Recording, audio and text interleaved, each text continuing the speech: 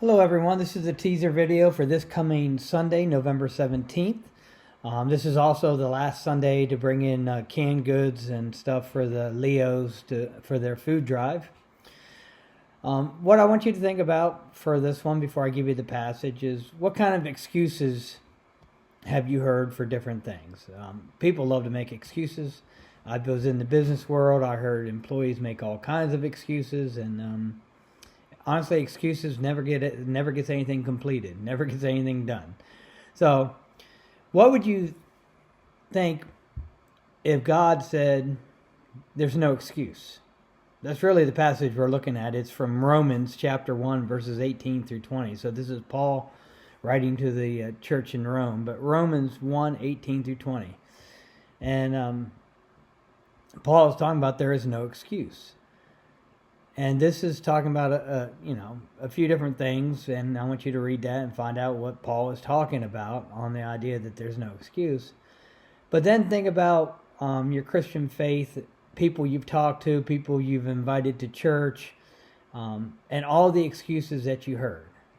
Or when you talk about it and they try to tell you, when you talk to a non-believer and they're trying to debate you on, who's going to go to heaven and who's not going to go to heaven, and they give you all these what if or what scenarios, and they kind of give you all these scenarios and looking for you to come up with excuses or whatever to explain your belief or faith.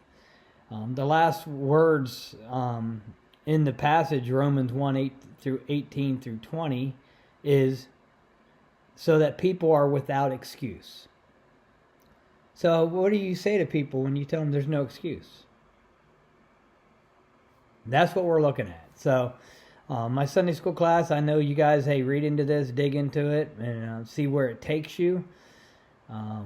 If you've been a parent, you've been in management, you've been in business, again, you've come up with all kinds of excuses. I always laughed at that children, with as much effort and time they spend into coming up with an excuse, they could have done what you've already asked them to do. And the excuse doesn't stop you from making them do it. It just shows you that they wasted a bunch of time trying to come up with an excuse.